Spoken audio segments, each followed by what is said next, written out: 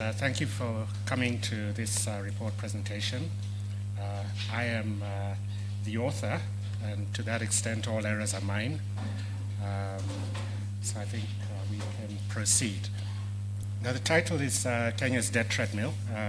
As Gladwell said, it's not going to be limited to this particular creditor, which is China, but we thought that it would be a good start because China is the largest bilateral single creditor.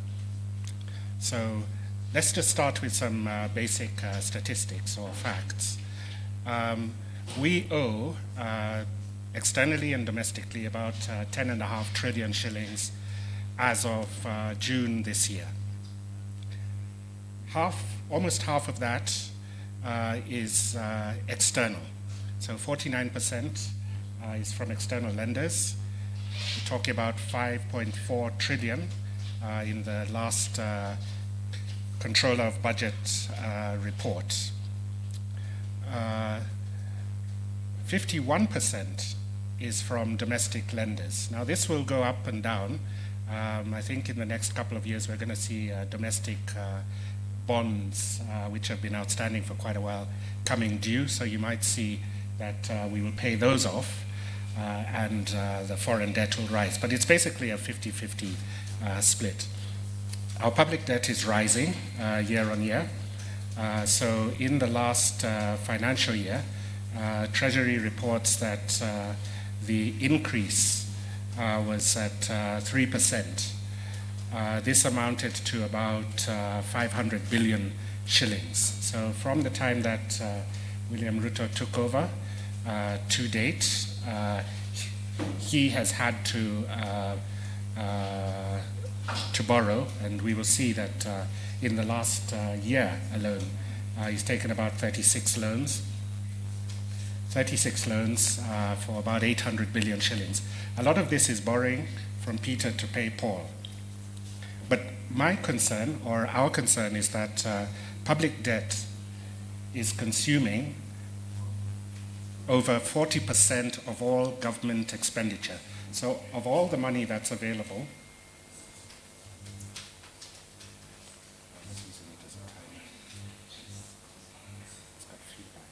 sorry, I have to switch off my phone. Apparently it's causing feedback, and yet that was my timer. I was hoping to use it as a timer. I notice I'm already 3 minutes in and I haven't even gotten past slide 1. So public debt consumes over 40% of all money available for government expenditure. Next slide. Debt repayments are fairly high. We're talking about paying actual expenditure on public debt was 1.6 trillion shillings last year, up 500 billion from the year before. Foreign debt expenditure alone is 800 billion shillings in this year. I think we can go to the next slide. So I think we get into a discussion of who have we been borrowing from. So we have a slide there. I'm sorry it's a bit blurry, but where are our foreign creditors from? Well, about 2.5 trillion shillings is owed to multilateral banks. 1.37 trillion is owed to commercial banks. 880 billion is owed to China, China being the orange on the circle. And then you have smaller amounts owed to European governments, Japan, the United States, and several smaller debts from Brazil, India, Korea, Saudi Arabia, Argentina, Kuwait, and Abu Dhabi. Now, the source of this information is the debt register, an annual document that's placed in Parliament. I think I might have to. This annual document, the debt register that's placed in Parliament, is an important document. It is, I think, colloquially called a register. But you see, with a register, once an entry is made, it cannot be removed. A register is a single document that is not edited. Now, what's been happening for decades is that Parliament is given extracts from the debt register in a form which is obviously an Excel sheet. So debts are sometimes in, debts are sometimes out. Details are sometimes in, details are sometimes omitted. Information disappears and reappears. So we're not sure in Kenya, is the point, that all loans that should be listed are listed, that all the loan terms detailed are accurate, and we're not even sure that there are loans that are listed but should not be. For example, fictitious debt. It's quite possible that there could be insertions. So what use is this document to Parliament and the people? Is it a current or an historical document? Is it really a register, is the question. And there are cost implications for errors in this document. So our argument is that it is time to start scrutinize the process of sovereign debt acquisition and to urge Parliament to insist on seeing the actual register. Let's go to the next slide.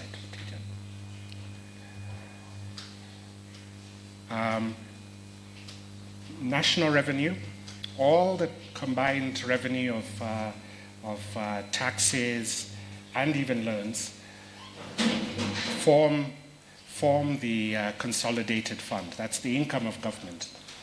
That's what we'll call national revenue. Now, every year, or at least as of today, 22% of all national revenue is immediately paid out to foreign lenders. You remember that our constitution requires that foreign debt be treated as a first and direct charge on the consolidated fund, in that it is the first expenditure. Before you pay any other, before you pay for development, before you do the transfers to the counties, before you even pay our own constitutional officers, foreign debtors must be paid. So 22% is sort of ring-fenced at this point. The slide will compare that figure to GDP. Interest payments alone were 10% of government revenue, equivalent to 1.4% of GDP. Principal repayments in the same year amounted to 12% of revenue, 1.8% of GDP. And last year, foreign debt repayments were greater than the total amount of money spent on development expenditure by all the ministries and departments and agencies of the national government, and all the money transferred to the counties combined. So this is a big issue. Next slide. This slide basically shows you all the items of government expenditure, and you will see it in the report, so I won't go through it. But highlighted is that if the three highlighted sections make that same point that I made, that the combined transfers to the county governments and all the development expenditure is less than the consolidated fund services foreign debt expenditure. Let's get into the next slide. Who do we owe, how much do we owe, and for what do we owe? Let's move on. Now, the blue section to the right of that chart is multilateral development banks. So just under half of our debt is owed to the MLBs. MLBs are the World Bank, the African Development Bank, etc. Commercial bank loans, and this has increased in the last 2 decades, are now 23% of all our foreign debt. It's actually greater than bilateral loans, and bilateral loans tend to be concessionary. Now, we'll get to this later when we're looking at the China portfolio, but the majority of China's bilateral engagement with us is actually commercial from the Exim Bank of China. But bilateral loans are the smaller part, 21%. Now, we had said that we have over 5.5 trillion shillings of foreign debt. Tijan, just number one creditor, next slide, is the World Bank, and you'll see that at the top. Number two creditor, at present, correct as of the end of financial year 2023-2024, is the Exim Bank of China. Then you have very interesting. You see number 3 and 4, Citigroup Global Markets, etc. Those are Eurobonds. So that's what's happening here. Then you get back into the IMF, which has come into the picture to bail us out of commercial debt. The African Development Bank is a big new entrant in infrastructure. The former PTA Bank, which is now called the Trade and Development Bank, is also lending quite a bit of money to Kenya for expenditure. But if you look at everything from Japan coming down, the amounts are fairly negligible. So we are highly exposed to a relatively small number of creditors. And apart from the IDA and the IMF, all of that is commercial. That's commercial debt. Next slide. As Gladwell said, one of the impetuses for getting involved in this new report writing was that we were, watching the news, reading the newspapers, and the annual forum on China-Africa cooperation was going on, and we noticed that the Kenyan press was full of stories like there's going to be a bonanza of goodies coming out of this. So we got a bit concerned because we're saying, there is nothing wrong with China-Africa cooperation, but it's highly unusual for a country in debt distress to have a media that's cheerleading the executive, and the executive actually putting out, talking about more and more borrowing, and yet we have all these incomplete projects. And lo and behold, as it turned out, they didn't get much in the way of all the things that they had hoped to. Rather, what happened was that they only got 2 new credit agreements. The 2 new credit agreements with the China Development Bank are, first and foremost, to fund the completion of 16 roads, which had already been financed by China, but at some point we had stopped paying contractors and work had stopped. So that money is a new loan to basically complete projects that had been fully financed in the first place. So, you've got the Kenyan problem of eating project funds coming back to bite us. So we take another 36 billion shillings to finish already financed roads. And then we say, well, we've got all these rural roads that we want to do. So we got funding for another 16 roads for a similar amount, about 36 billion shillings. So in effect, Kenya is borrowing a second time for the same roads. And at the time of writing, the report, I looked on the Treasury website to find out what are these roads. And there is no list there. If you go to the ministry, well, what used to be called the Ministry of Works, the Ministry of Roads, I would suppose, there are some sort of web pages which will talk about all these roads that they want to do, but there is nowhere where you will find it said that the 36 billion shillings that we got out of FOCAC is for these particular roads, and this is the particular amount of money to be spent on them, and project start and completion dates. There is no such information.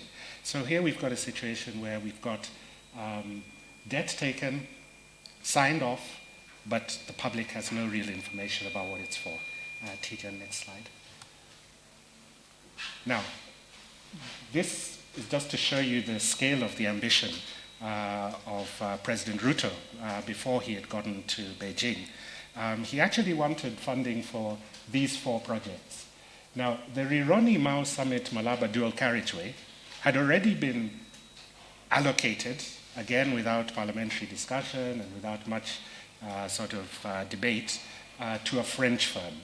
So the French firm's financing didn't come through, it is said, by the government, or rather they wanted to cancel the contract because it had been signed in the late years of Uhuru Kenyatta, and so there are some people who like to have their own contractors. Galana Kulalu irrigation project, if you know, this one is in Tana River. This is an actual loan to Kenya from an Israeli bank, Bank Leumi. Now, Bank Leumi is on our debt register. We must repay that loan, but we kicked off the Israeli contractor. So this now is supposed to be transferred to a Chinese firm. There's a plan to turn Bomas of Kenya into an international conference center. That's a new project. But here you have a very ambitious expansion of the SGR into the region. Now, we all know that Uganda is no longer interested in that project. So which region are they talking about? But these were unfulfilled. But this shows you the executive's appetite for credit is basically insatiable. Now, as we know, when you borrow, you're basically deferring taxes, deferring the use of your taxes until another time and to a future generation. I mean, it's this kind of behavior that I believe underpins some of the great anger and justified anger of the Gen Z. Now, just wanted to note, next slide, that the report contains a complete list of Chinese loans taken from 2001 to the last reporting, which is the end of 2023. Now, that I think you'll be able to scrutinize at your own time. But it's an extract, well, this is actually a reproduction of what Parliament gets in the form of the debt register. Now, what do we get for any loan? And one would say for these particular Chinese loans. As with any other creditor, what Kenya ought to get, but what Kenya has gotten from China, is rapidly built expansive infrastructure projects. I would say that there is no doubt that Chinese projects are generally delivered quite well. But what we give China in return is interest on a loan, and there's no quarrel with that, so long as the loans are negotiated at the best rates and construction is of the best standards for the price. But the problem is that China and Kenya agree to keep the terms of these loans confidential. We have a big quarrel with that.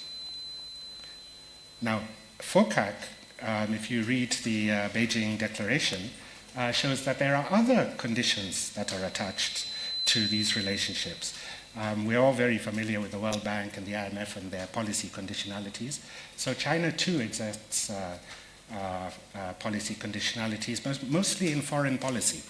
So Kenya, like all other attendees at FOCAC, made commitments to China, for example, that it would support the One China policy. And this is one that worries us in civil society. Kenya will oppose, quote, politicization of the human rights agenda and politicization of the United Nations Human Rights Council and its relevant mechanisms. So I'm not sure that we saw that in the recent released Kenya foreign policy, but these are the quid pro quos that come when you have heavy exposure to foreign creditors. Now, finally, we've basically agreed, and again, this isn't contentious, because we have the World Bank office in Nairobi, that the China Development Bank will set up, I think, one of its first big Africa offices in Kenya. It has been here since 2018, but it has now been agreed to set up a full lending bank office. Next slide, please. Wanted to compare, is it growing? Is Kenya's debt to Kenya growing? Kenya's debt to China growing? So what can we learn from this slide? Well, for one thing, from 2018, you'll notice that the SGR loan balance is actually growing. If you look at the table or chart on the right, you'll see that the one on the left is 2018, the one on the right is 2023. The standard gauge railway in 2018 was the second largest Chinese loan, but by 2023 it is the largest loan. But one would expect that loans which are being serviced should have reducing balances, so exposure, because this is amounts outstanding. But what I found, which is explained in the report, is that a couple of months ago, the Treasury published a report that the Kenya Railways Corporation has defaulted on its SGR loan from the Treasury. So what's been happening is the Treasury has been making payments to China on the SGR loan, but it had on lent, in other words, it's taken up the burden for the Kenya Railways Corporation. Now, Kenya Railways at present has arrears of over 1.67 billion, over $1 billion. Now, there are some very serious implications arising from this. I'd advise you to read page 17 and 18 of the report for details.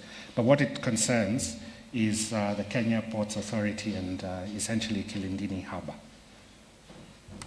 Go to the next slide, please. Overall, these are the active loans from China today. The portfolio consists largely of roads, 1.78 trillion shillings of principal debt. So that's great, about 700 billion shillings. Now, the declared debt for, or the publicly known debt for SGR, and that which is present in the debt register, is actually about half that 700 billion shillings. But that's another story that we'll get into as we go along. We have heavy lending, just under $500 billion to power, electricity sector. We have water supply, communication. About 40 billion is to directly fund acquisitions from China as buyer's credits. They've also funded the health sector, solar projects, and all of these you'll find described in the report. The mining sector, national youth surveys, tertiary education. But again, I'd invite you, when you read the report, to look at the section where we're discussing opaque loans. So these loans are all there, and well and good. They've been declared to Parliament, but we don't actually know what their status is or what they are really for. So, for example, I'll just go into the report to give you one example. Sorry, excuse me.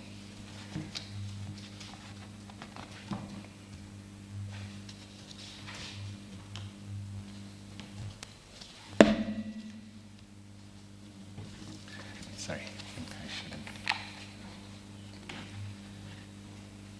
Yes.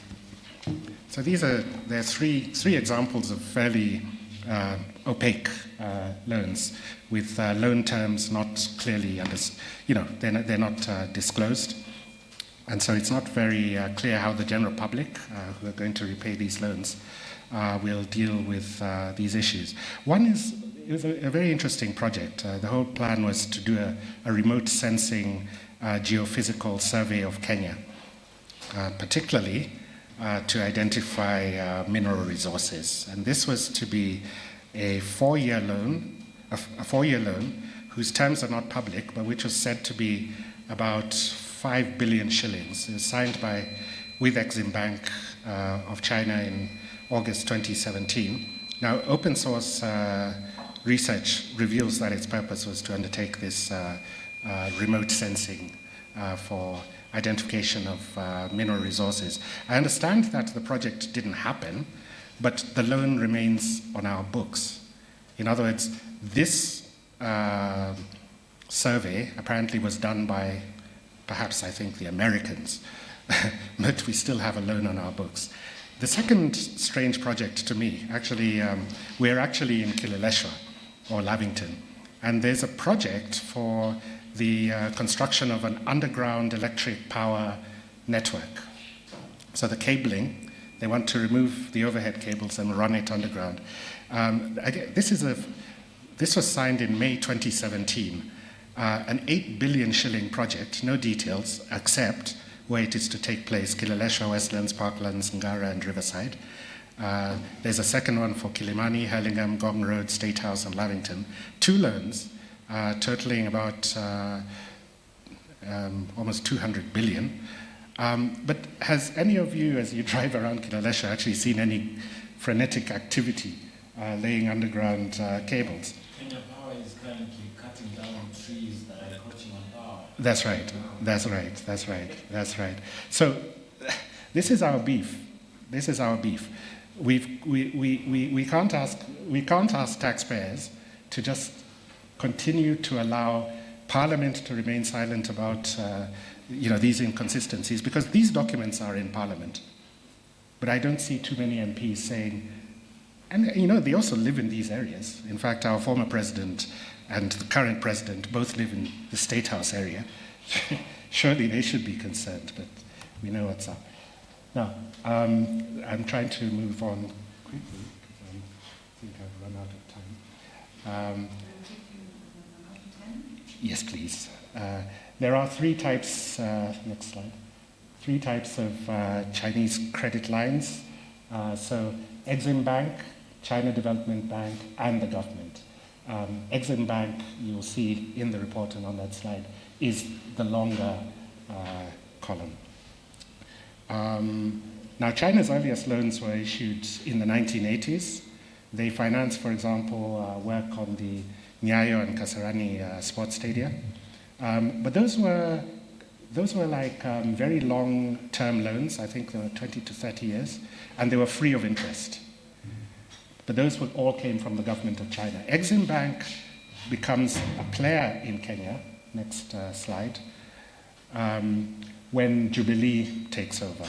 So before Jubilee took office in 2013, our loan portfolio to China was fairly small, no more than 2.5% of total public debt, or 5% of the foreign creditors. But Uhuru went on a look east policy. He personally visited China many times in his first years. And during his first term, Chinese loans grew from $600 million to over $4.5 billion, all on commercial terms. In his second term alone, in his first term, it rose to that $4.5 billion. In the second term, he added another $2 billion. Now, by the time he left office, we basically talking about 22 cents of every Kenyan shilling borrowed was owed to a Chinese entity. Today, that figure is about 16 cents, which is 16%. Although President Ruto has attempted he had stated that it was his policy intention to renegotiate or reschedule. China is a member of the Paris Club, and they have a very clear rule against blanket sort of debt forgiveness, and particularly they don't want to prefer any creditor or disadvantage any creditor against vis-a-vis the other. And China told Kenya in FOCAC that it's against, it'll only do a case-by-case debt treatment of African countries. Next slide. I think you've seen this animation, but if Tijan takes you through it, no, not the animation, just change, the slides, no, Tijan. Next slide, yeah. And click, yeah, click, yeah. So in 2008, after the post-election violence, we formed the National Accord government, which basically brought the opposition into parliament, and Uhuru Kenyatta, who had supported Kibaki and had defected from the opposition, became the finance minister. Next slide. It's in 2010 that the first Chinese commercial loans come into effect. In 2010, we started about $150 million. I understand that the Chinese had always seen Kenyatta as a potential president and did want to support him when he was Minister of Finance. So to that extent, he was able to get quite a lot of deals going. Next slide, 2013. Click again. 2013 is about the time, or is contemporaneous with the first year of the Belt and Road Initiative. China's aid flow to Kenya doubled. And it's at that point that we also saw Kenyatta's National Alliance Party seeking to twin itself with the Chinese Communist Party. Railways, roads, bridges, airports, stadiums, universal education, and healthcare were all contemplated to be funded with Chinese debt. Go to 2016. By 2016, we're talking about $4 billion in, and by the end of the first term, $5.5 billion. And that's when you started to hear people talking about debt trap diplomacy. Next slide, please. And by 2019, China has overtaken all other bilateral creditors and is matching, and in some years between 2019 and 2023, overtaking temporarily the World Bank Group as the largest creditor. Tijan, next slide. Okay, next slide, please.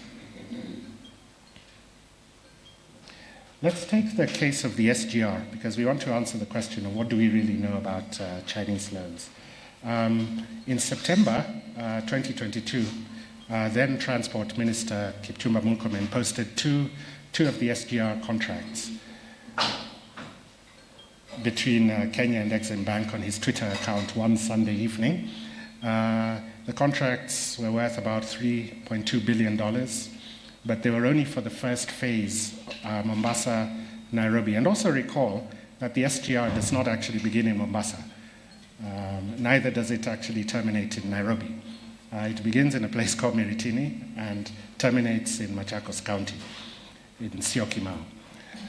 Now, but Murkomen left out two other loans worth $1.5 billion more. Those have never been published. They were to build the new inland container depot, which was built in Nairobi's Embakasi, and the 120-kilometer SGR extension to Dukamoja, outside Naivasha, or outside Suswa.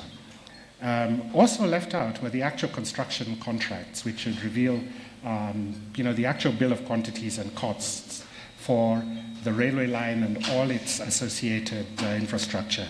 That's the railway stations that you see up and down the SGR, and all the associated costs.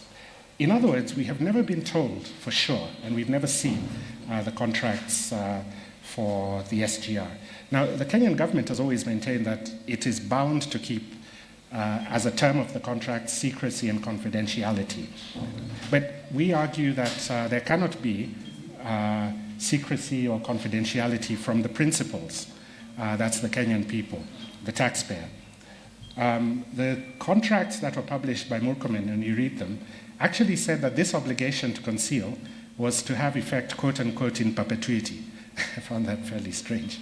In perpetuity, until heaven comes. This is kind of outrageous. But the parliament, I think, stands indicted on this. They, never really interrogated those contracts. The only investigations of the SGR contracts were done at a public hearing before a parliamentary committee in 2014, where copies of the contracts were tabled, but they disappeared fairly rapidly. I think they were collected and taken away, such that years later, I remember somebody telling me that MPs were basically asking them for copies of these contracts. And even when these contracts were tabled in court, judicial decisions said that they had been obtained by theft. That was in the case of now Senator Mtata's challenge to the SGR. The documents were expunged from the court records and his case was dismissed. Next slide, please, Tijan. The Constitution, I believe, and the law, and I think Wachira, when he comes in, will talk to us about fiscal constitutionalism, requires prior knowledge. Indeed, as you'll later see, this was one of the demands of Kenyans of the Constitution of Kenya Review Commission, I know that that cannot be referred to as a source of law, but it was essentially a referendum on the principles of how debt should be acquired.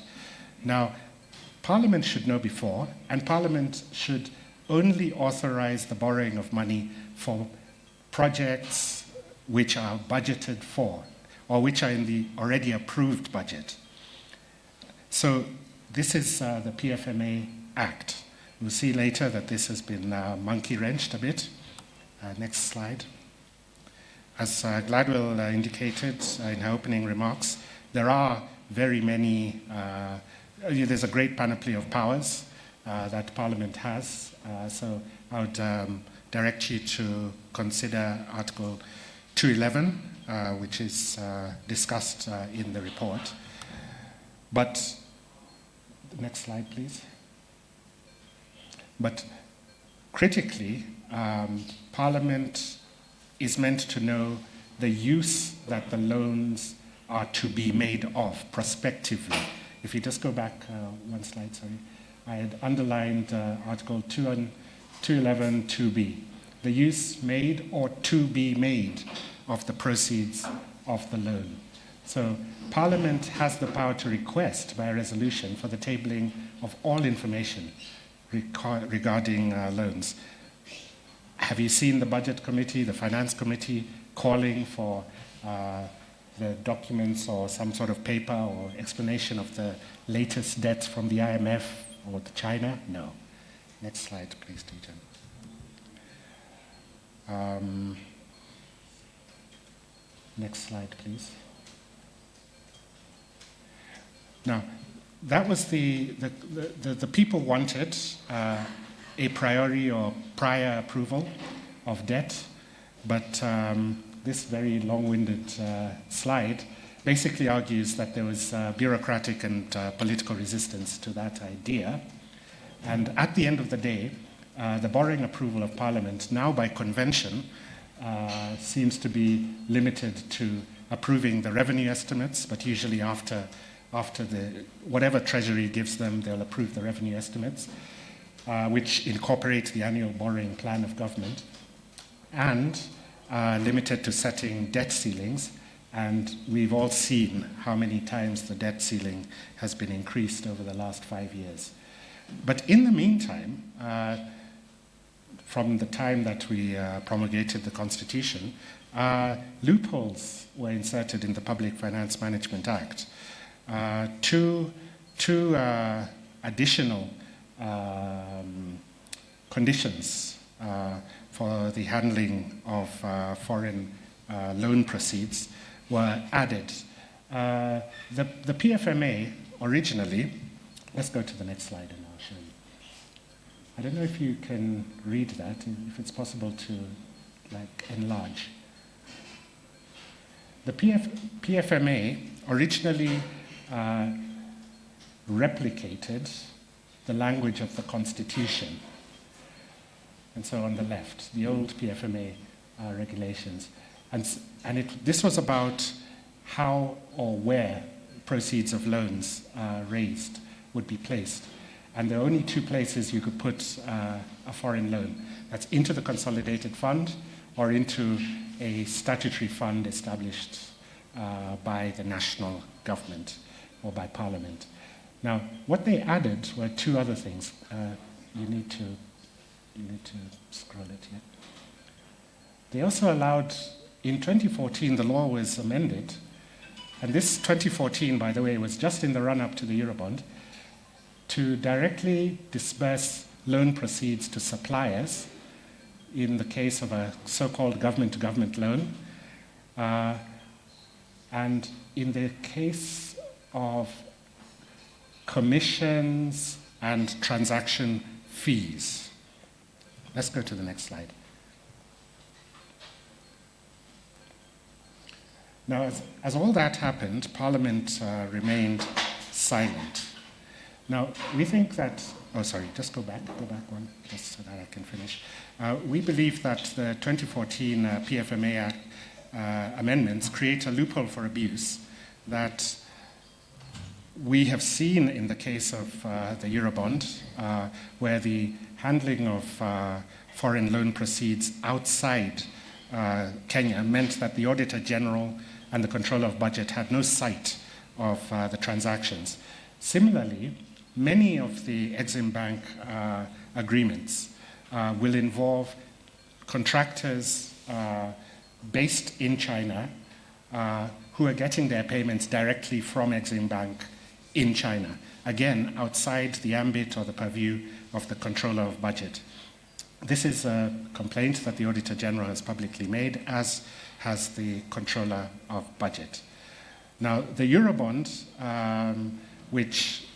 in which over half the proceeds of the Eurobond never made it back to Kenya, is seen by many as the beginning of the treadmill of debt on which Kenya government is now trapped. Next slide, Tijan.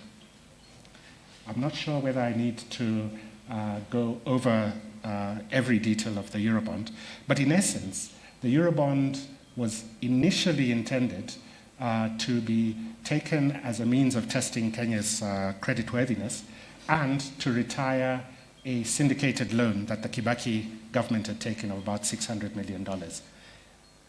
By the time all our officials were done, the Eurobond was about $2 billion. So we borrowed over almost $1.5 billion more.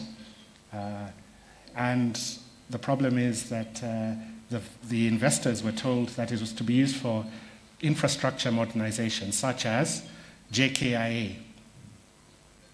Remember, this is 2014. JKIA, our arrivals terminal, had just burnt down.